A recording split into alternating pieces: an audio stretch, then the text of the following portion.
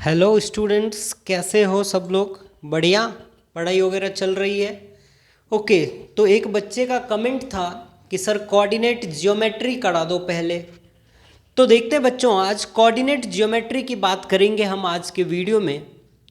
उससे पहले आप सबका वेलकम है इस चैनल पे जिसका नाम है राइज एंड शाइन एकेडमी। अच्छा सपोर्ट मिल रहा है बच्चों का, तो हम वीडियो कंटिन्यू करेंगे। इस वीडियो में फ़िलहाल बात करने आए हैं हम कोऑर्डिनेट ज्योमेट्री के बारे में। 10th में कोऑर्डिनेट ज्योमेट्री थोड़ा सा डिफरेंट है, और जो आपने 9th में पढ़ा था कोऑर्डिनेट ज्योमेट्री वो बेसिक था।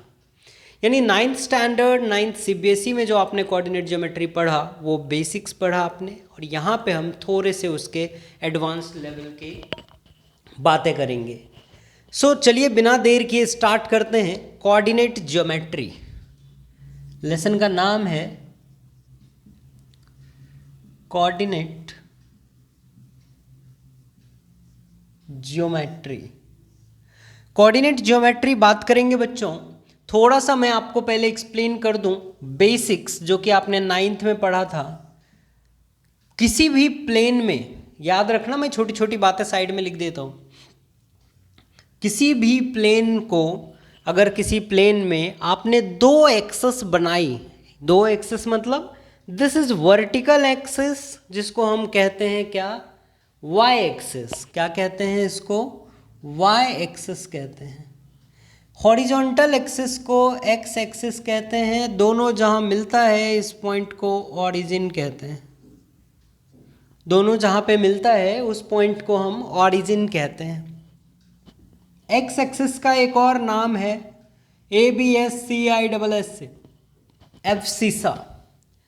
वाई एक्सिस का दूसरा नाम है ऑर्डिनेट। ऑर्डिनेट ये बेसिक से आपने 9th स्टैंडर्ड में पढ़ा है, 10th में इसकी ज़रूरत नहीं है, पर फिर भी थोड़ा सा एक इंट्रोडक्शन करने के लिए मैं आपको बता दूं, और फिर सीधे लिए चलेंगे आपको 10th के टॉपिक के ऊपर। जैसे ही हमने किसी प्लेन में दो एक्सिस ड्रॉ किया, दोनों एक्सिस जहां पे एक दूसरे को इंटरसेक्ट करते हैं, that meeting point is called origin. This horizontal axis is called X axis and vertical axis is called Y axis. तो बच्चों पूरा प्लेन जिसमें हमने दो एक्सिस ड्रॉ किया वो कितने पार्ट में डिवाइड हो गया? 4 पार्ट में। First, second, third and fourth. तो इस वाले पार्ट को हम कहते हैं फर्स्ट क्वाड्रेंट। इसको क्या कहेंगे? Second quadrant. ये हो गया आपका थर्ड क्वाड्रेंट एंड ये हो गया आपका फोर्थ क्वाड्रेंट। 1 मार्कर जो क्वेश्चन होते हैं उसमें समटाइम्स क्वेश्चन पूछे जाते हैं, तो आपको पता होना चाहिए कि फर्स्ट क्वाड्रेंट, क्वाड्रेंट क्या है, कितने क्वाड्रेंट बनते हैं, एक्सिस का दूसरा नाम क्या है, ऑरिजिन का। अब कोऑर्डिनेट की बात करते हैं तो इस ऑरिजिन पे एक्स का भी 0 होता है और वाई का भी 0 होता है। तो जब भी हम किसी पॉइंट को लोकेट करते हैं तो हम पहले लिखते हैं एक्स की वैल्यू यानी 0, वाई की वैल्यू यानी 0। तो अगर आपसे किसी ने पूछा coordinate of origin is what, तो क्या मैं कह सकता हूं coordinate of origin equal to 0,0। First value X को रिप्रेजेंट करेगी एंड सेकेंड वैल्यू किसको रिप्रेजेंट करेगी? वाई को। So first, second, third and fourth quadrant है, 4 क्वाड्रेंट में डिवाइड हो गया है ये। कोऑर्डिनेट जो ऑरिजिन का है उसको हम कहते हैं, उसका कोऑर्डिनेट होता है 0,0। यहां से देखिए बच्चों, ऑरिजिन से जब आप राइट की तरफ चलते हैं, ऑरिजिन से राइट में, तो यहाँ पे हर चीज़ आप पॉजिटिव लेते हैं। 1 2 3 वैल्यू पॉजिटिव आता है, तो इसको हम कहेंगे positive x axis. Positive x axis. Left side में जब आप लिखते हैं तो आप इसमें नेगेटिव नेगेटिव लिखते हैं, इसको हम बोलेंगे नेगेटिव एक्स एक्सिस। इसको हम बोलेंगे नेगेटिव एक्स एक्सिस। सिमिलरली जब आप y पे ऊपर की तरफ चलते हैं तो ये क्या होता है? Positive x axis. क्या होता है ये? पॉजिटिव वाई एक्सिस और नीचे की तरफ नेगेटिव वाई एक्सिस, नीचे की तरफ negative Y axis, positive Y X axis, negative X axis, positive Y axis and negative Y axis. ये चार छोटी छोटी बातें हैं, आपको 1 मार्कर क्वेश्चन में हेल्प करेंगी।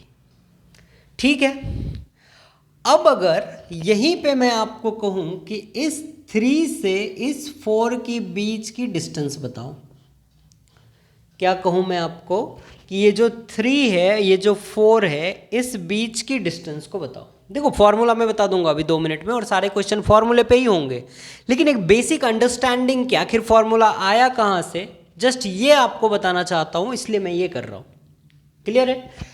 सो 3 का अगर आप कोऑर्डिनेट लिखोगे बच्चों, तो इस पॉइंट का कोऑर्डिनेट आएगा 0,3। कैसे मैं कह सकता हूं 0,3? क्योंकि यहां से सिर्फ y की डिस्टेंस है, और x में तो ना हम पॉजिटिव चल रहे हैं ना नेगेटिव चल रहे हैं, x में तो हम ऑरिजिन पे हैं, यानी ऑरिजिन पे गए, 3 पे जाना है।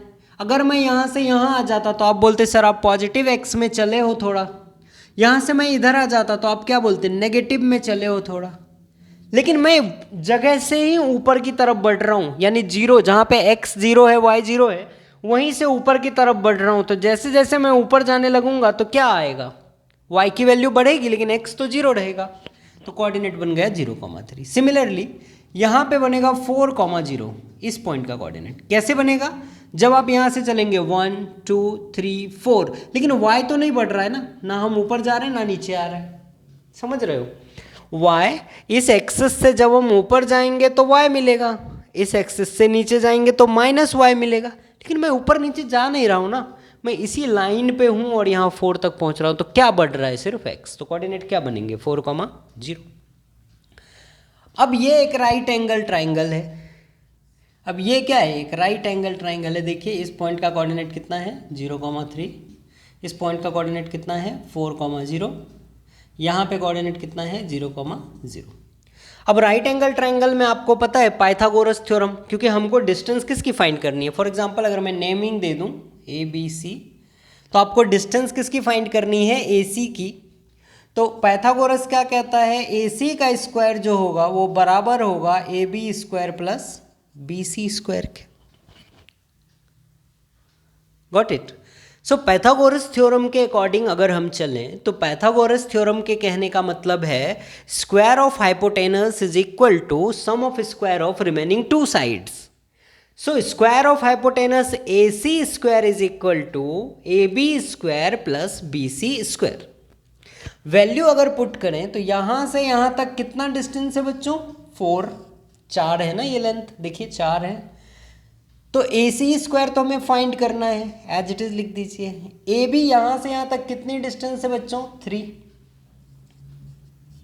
BC कितना है 4,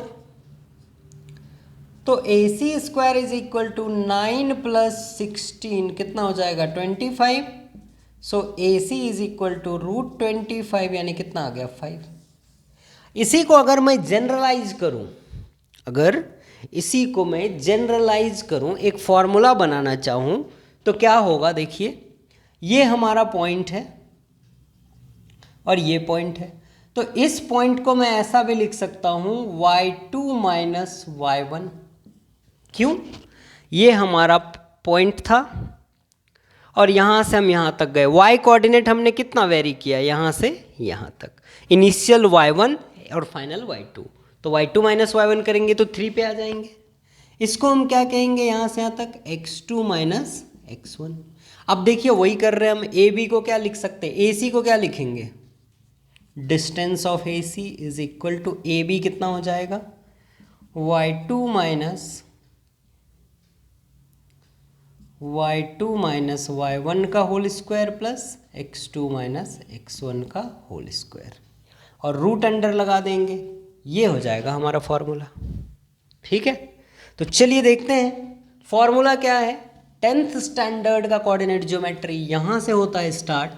3 फॉर्मूले हैं, जिस फॉर्मूले को हम यूज करेंगे और सारे क्वेश्चन को सॉल्व करेंगे। बहुत इजी टॉपिक है, आई होप कि आपको समझ आएगा। तो एक इस वीडियो में मैं आपको कंसेप्ट एक्सप्लेन कर देता हूं और नेक्स्ट वीडियो में कुछ इंपॉर्टेंट सवाल एक्सप्लेन कर दूंगा। तो पहला जो मेन है हमारा, या कह सकते हैं कि फर्स्ट एक्सरसाइज जिसके ऊपर सॉल्व होगा, that is called distance formula. It means you have to find distance between 2 points. तो डिस्टेंस फॉर्मूला क्या होता है बच्चों, देखते हैं। पहले मैं फॉर्मूला लिखता हूं, फिर मैं आपको एक्सप्लेन करता हूं। डिस्टेंस फॉर्मूला देखिए क्या है।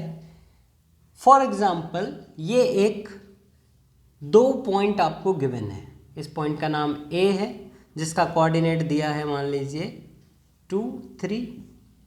इसका कोऑर्डिनेट दिया है आपको 5, 9। क्लियर है? 5 एंड 9। इस पॉइंट का नाम है बी। क्या लिखा मैंने? कोऑर्डिनेट ज्योमेट्री है। इट मीन्स कि क्या, कोई पॉइंट लोकेट करना है आपको तो उसमें एक्स और वाई की वैल्यू गिवन रहेगी। कोई पॉइंट अगर आपको लोकेट करना है तो उसमें एक्स एंड वाई की वैल्यू गिवन रहेगी। सो पॉइंट नंबर ए जो है, ए पॉइंट जो है, इस ए पॉइंट पे कोऑर्डिनेट की जो वैल्यू है वो 2,3 है। यानी x की वैल्यू कितनी है 2 एंड y की वैल्यू कितनी है 3। अगर मैं आपको पूछूं कि बच्चों बताओ पॉइंट B पे कोऑर्डिनेट की वैल्यू कितनी है, तो आप क्या कहोगे कि सर B पे x जो है वो है 5 और y जो है वो कितना है 9। तो अब अगर आपको डिस्टेंस फाइंड करना है तो आप यूज करिए डिस्टेंस फार्मूला। तो लिखेंगे कैसे? d, small d for distance, AB, distance of A B equal to root under. अब 2 पॉइंट है, ध्यान से देखिए, 2 पॉइंट है। एक पॉइंट ए है, एक पॉइंट बी है। किसी को भी आप फर्स्ट पॉइंट कंसिडर कर सकते हैं और किसी को भी आप सेकंड पॉइंट कंसिडर कर सकते हैं। जैसे ए को बोल रहा हूँ मेरा ये पहला पॉइंट है और ये मेरा दूसरा पॉइंट है। कोई बच्चा बोलेगा बी को ये मेरा पहला पॉइंट है और ये मेरा दूसरा पॉइंट है। होता है, आप घर से निकलते हो, स्कूल को जाते हो, तो घर पे पहला पॉइंट हो गया और स्कूल दूसरा पॉइंट हो गया। कुछ इस टाइप से भी समझ सकते हैं। सो इस कोऑर्डिनेट का नाम हम देते हैं x1, y1। क्यों x1, y1 बोला मैंने? बिकॉज कि ये हमारा पहला पॉइंट है, तो x की जो वैल्यू होगी उसमें मैंने 1 लगा दिया, यानी x1 है। ये पहला x कोऑर्डिनेट की वैल्यू है, फर्स्ट पॉइंट के x कोऑर्डिनेट की वैल्यू है। दूसरा x2, y2। x2, y2। x2, y2 का मतलब क्या है कि सेकेंड पॉइंट है और उसमें x कोऑर्डिनेट की वैल्यू x2 है, y की y2। रिप्रेजेंट कर रहे, डिनोट कर रहे, क्योंकि दूसरा पॉइंट है तो पता चलना चाहिए कि ये दूसरे पॉइंट का है। फॉर्मूला कहता है कि आप x2 माइनस x1 का होल स्क्वायर करिए, y2 माइनस y1 का होल स्क्वायर करिए और दोनों को ऐड कर दीजिए। So root under x2 minus x1 का whole square, take this x2 5 minus. अभी देखो मैं आपको बताता हूँ, कई बार बच्चे कंफ्यूज होते हैं। एक कॉमन एग्जांपल जो मैं हमेशा देता हूँ, आज आपको भी दे रहा हूँ मैं, देखिएगा।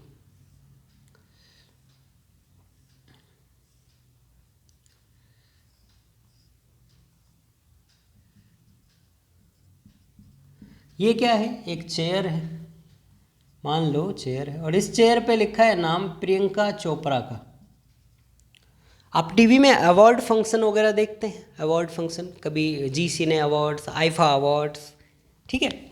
तो इसमें क्या होता है कि लोगों को अवार्ड दिए जाते हैं, तो वहाँ पे बहुत सारी चेयर्स होती हैं जिसके ऊपर नाम लिखे होते हैं। तो अगर किसी चेयर पे प्रियंका चोपड़ा लिखा है तो क्या उस चेयर पे सनी देओल साहब बैठेंगे? सिंपल क्वेश्चन है कि प्रियंका चोपड़ा लिखा है और जाके सनी देओल साहब बैठ गए, सनी लियोनी लिखी और सनी देओल साहब बैठ गए, ऐसा होगा? ऐसा बिल्कुल नहीं होगा। क्यों? जिसका नाम लिखा है वो बैठेंगे।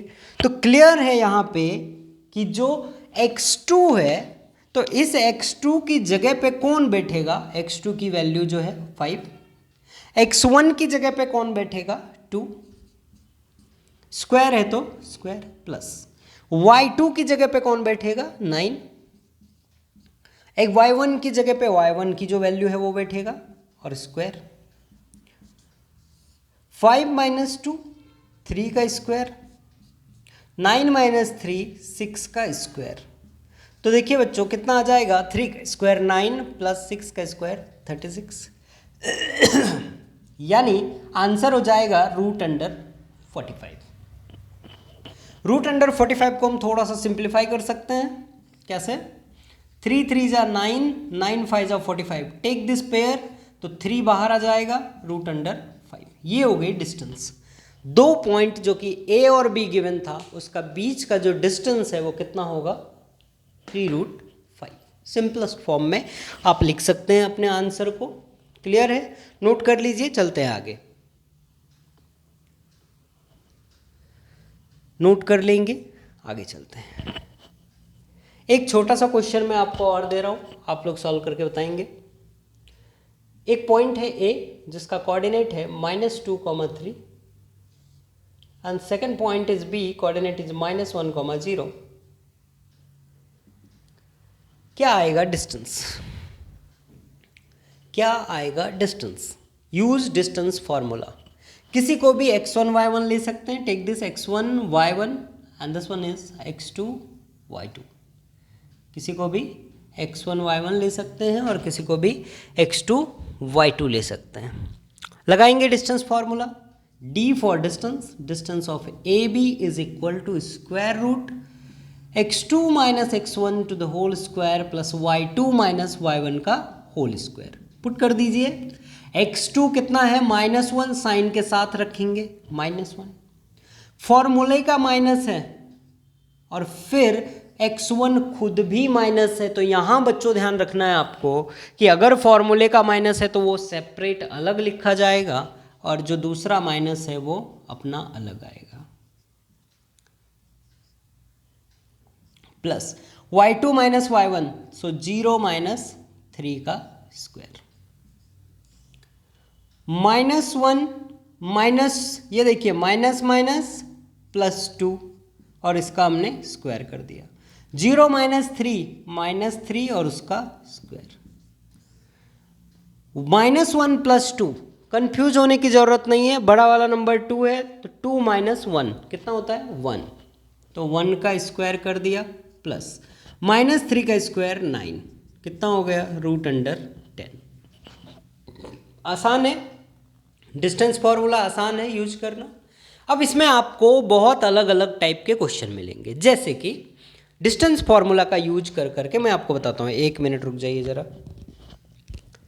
जो डिस्टेंस फॉर्मूला है उसका इस्तेमाल करके बहुत इसके क्वेश्चंस बनते हैं, आपको थोड़ा सा दिमाग लगाना है बस। एक बार आपने अप्लाई करना सोच लिया फिर कोई टेंशन ही नहीं है।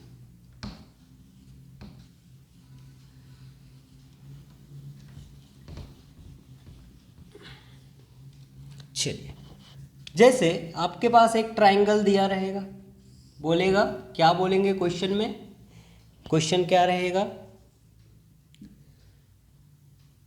A 2,3, B 3,5, C -1,3 are the, ऐसा कुछ क्वेश्चन रहेगा, मैं ऐसे रैंडमली लिख रहा हूँ, are the coordinate of vertices of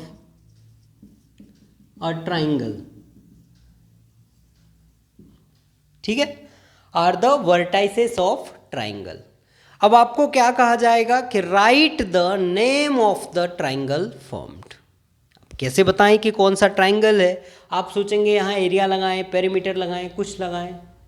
so type of triangle बताने के लिए बच्चों कि आइसोसेलेस ट्राइंगल है कि स्केलेन ट्राइंगल है कि इक्विलैटरल ट्राइंगल है, हमें साइड्स के बारे में इंफॉर्मेशन होना चाहिए। आपको क्या होना चाहिए? साइड्स के बारे में इंफॉर्मेशन होनी चाहिए। साइड्स के बारे में इंफॉर्मेशन कैसे निकालेंगे? तो by using distance formula we can write a की जो वैल्यू है पहले वो लिख लीजिए, बी की जो वैल्यू है 3,5 वो भी लिख लिया, एंड सी -1,3। अब एक होशियार बच्चा बोलेगा कि सर ए बी तो मैं बता सकता हूँ, मैंने पूछा कैसे, तो सर डिस्टेंस फॉर्मूला लगा लो। फिर दूसरा बच्चा बोलता है सर समझ गया, मैं BC भी फाइंड कर सकता हूँ कैसे, डिस्टेंस फार्मूला निकाल के। और फिर सारे बच्चों को समझ में आ गया कि हमको AC भी निकल जाएगा कैसे, डिस्टेंस फार्मूले का यूज करके। सो डिस्टेंस फार्मूले का यूज करके आप AB, BC एंड AC निकाल लेंगे। और अगर आप AB, BC मतलब नहीं समझे, डिस्टेंस ऑफ AB, आप समझिए कि ये ट्राइंगल है ही नहीं, आपको सिर्फ इतने का डिस्टेंस निकालना है। आप समझिए कि ये ट्राइंगल है ही नहीं, आपको सिर्फ इतने का डिस्टेंस निकालना है, इतने का डिस्टेंस निकालना है। तीनों को अलग अलग निकाल लीजिए, कोऑर्डिनेट है आपके पास x1 y1 x2 y2 consider करके। तो अगर आप डिस्टेंस तीनों का निकाल लोगे, distance of AB, distance of BC, distance of AC, तो आपको तीनों साइड्स के बारे में पता चल जाएगा। फॉर एग्जाम्पल ये 5 आ गया, ये 7 आ गया, ये 9 आ गया, ऐसा कुछ भी आ जाएगा वैल्यू। तो आप कंपेयर कर लोगे ना कि अगर दो साइड सेम है तो it means it is isosceles triangle. If 3 sides are equal, it is equilateral triangle. If none of any sides are, एक भी साइड्स अगर इक्वल नहीं हो गए तो क्या कहेंगे, स्केलेन ट्राइंगल। क्लियर है इतनी बात? क्वेश्चंस करेंगे, हम क्वेश्चंस करेंगे, घबराने की जरूरत नहीं है। आज की वीडियो में हम आपको सिर्फ कंसेप्ट बताने वाले हैं, तो आई होप कि आपको थोड़ा समझ आया होगा। सेम इसी क्वेश्चन को वो चेंज कर सकते हैं कि 3 कोऑर्डिनेट की जगह 4 कोऑर्डिनेट देंगे और बोलेंगे are the vertices of quadrilateral, identify the quadrilateral whether it is parallelogram, rectangle, square, rhombus, trapezium. तो आपको फिर से चारों साइड फाइंड करनी है, 2 डायगोनल फाइंड करने हैं, और 2 डायगोनल और चारों साइड्स फाइंड करने के बाद देख लेना है कि अगर चारों साइड सेम है, डायगोनल इक्वल है, तो क्या आएगा, स्क्वायर आएगा। चारों साइड सेम नहीं है, 2 साइड सेम है, रेक्टेंगल आ जाएगा। तो ऐसा आपको डिस्टेंस फॉर्मूले का इस्तेमाल करना है। चलिए बिना देर किए दूसरा जो इसका है इंपॉर्टेंट, सेक्शन फॉर्मूला, थोड़ा सा वो भी बता दूं, फिर अगली वीडियो में सिर्फ अपन क्वेश्चन करेंगे। दूसरा है सेक्शन फॉर्मूला। सेक्शन फॉर्मूला का मतलब क्या होता है, डिवाइड करने वाला फॉर्मूला। डिवाइड करना, जनरली क्या होगा, जब डिवीजन होगा तब हम, किसी लाइन का डिवीजन होगा तब हम उसको क्या बोलेंगे कि ये सेक्शन फॉर्मूले का यूज होने वाला है। देखिए कैसे, एक लाइन है हमारे पास, इस लाइन का कोऑर्डिनेट मान लीजिए P है, Q है, और हटा देते हैं, थोड़ा सा और आसान करते हैं, A है और B है, यानी इन एंड पॉइंट का जो लोकेशन है उसको हमने डिनोट किया है A, B से, A से B से। सो A का कोऑर्डिनेट मैं मान के चलता हूँ 3 है और ये 2, B का कोऑर्डिनेट 5 है और 6 है। कोई तकलीफ है इतनी, A, B दिया हुआ है। अब ये पूरी लाइन है, अभी तक क्या है, ये पूरी लाइन है। जैसे ही हमने एक पॉइंट इसके ऊपर कहीं पे भी, फॉर एग्जांपल मैं यहाँ पे ले रहा हूँ तो आप कहीं पे भी ले सकते हैं। अगर आपने कहीं पे एक पॉइंट ले लिया तो उस पॉइंट की वजह से लाइन 2 पार्ट में डिवाइड हो जाएगा। देखिए P पॉइंट जैसे आया तो लाइन के 2 टुकड़े हो गए, ये और ये वाला पार्ट और ये वाला पार्ट। तो ये किसी ना किसी रेशियो में डिवाइड होगा, M/N में। मतलब AP अपॉन PB जब करेंगे तो वो तो एक रेशियो है, समझ रहे हो ना। AP अपॉन PB लिखेंगे तो ये तो कोई ना कोई रेशियो है, 1/2 में डिवाइड हो, 1/3 में डिवाइड हो, कि एक पार्ट इधर 2 पार्ट इधर, एक पार्ट इधर 3 पार्ट इधर, ऐसा कुछ भी हो सकता है। तो ऐसे अलग अलग रेशियो में डिवाइड होंगे, तो कंसिडर कर लेते हैं हम ये रेशियो M1 और M2 कि late point P divides the line AB in the ratio M1/M2. Let point P divides the line AB in the ratio M1/M2. किस रेशियो में डिवाइड किया, M1/M2। तो अब आपको फाइंड करना है इस पॉइंट P का कोऑर्डिनेट, यानी वैल्यू ऑफ x और value of y। Section formula कहता है कि आप x की जब वैल्यू निकालोगे तो ऐसा करो, इसको मान लो x1 y1 और इसको मान लो x2 y2। y x1 y1 and x2 y2 because कि पहला पॉइंट है तो उसका कोऑर्डिनेट x, y होगा, तो x1 y1 दे दिया कि इस वाले पॉइंट के बारे में बात कर रहे हैं। दूसरा पॉइंट B है, तो B के जो कोऑर्डिनेट होंगे वो भी x, y होंगे, तो हमने उसका नाम सेकंड पॉइंट है इसलिए x2 y2 बोल दिया ताकि कंफ्यूजन ना हो। चलिए अब x की वैल्यू लिखनी है तो आप m1 को x2 के साथ करो, m1 x2 प्लस m2 को इधर x1 के साथ करो, m2 x1 upon m1 plus m2, m1 x2 m2 x1 upon m1 plus m2। ये कब होगा? when point P divides internally, जब पॉइंट P कैसा डिवाइड करेगा? इंटरनली। बताऊंगा इंटरनली एक्सटर्नली क्या है। इस टाइप से डिवीजन होगा, पॉइंट अंदर आके डिवाइड कर रहा है, तो ये फॉर्मूला लगाएंगे। y के ऑर्डिनेट की वैल्यू चाहिए तो सब कुछ वैसे रखिए, m1 y2 लिख दीजिए, m2 y1 लिख दीजिए और नीचे m1 प्लस m2। किसी किसी बुक में m1 m2 की जगह m और n भी रहता है, तो रेशियो कोई भी हो, फॉर्मूला तो यही इस्तेमाल होने वाला है। तो अब अगर इस पॉइंट में अभी रेशियो मान लीजिए कि इसको हम कर देते हैं 1:3, m1 m2 की वैल्यू 1:3 कर दिया, तो सॉल्व करते हैं। x की वैल्यू क्या होगी? देखिए m1 कितना है बच्चों? 1, तो 1 इंटू x2 कितना है? 5 प्लस m2 कितना है? 3 इंटू x1 कितना है? 3। नीचे m1 प्लस m2 है तो 1 प्लस 3। सो x की वैल्यू कितनी आ गई? 5 प्लस 9/4 यानी 14/4। कट कर लेंगे तो 7/2। सो P का जो ये x कोऑर्डिनेट है वो 7/2 आ गया, 7/2 आ गया। ठीक इसी टाइप से आप क्या कर सकते हैं? y की भी वैल्यू निकाल सकते हैं, y की भी वैल्यू निकाल सकते हैं। तो यही दो फॉर्मूले हैं जिसमें आपके पहले दो एक्सरसाइज सॉल्व हो जाएंगे। तो मिलते हैं नेक्स्ट वीडियो में, बात करते हैं कुछ और अच्छे क्वेश्चंस की जो डिस्टेंस फार्मूला और सेक्शन फार्मूला के ऊपर बेस्ड होगा, सेक्शन फार्मूला के ऊपर बेस्ड होगा, उससे रिलेटेड सवाल करेंगे। ठीक है, thank you so much for watching. मिलते हैं अगले वीडियो में।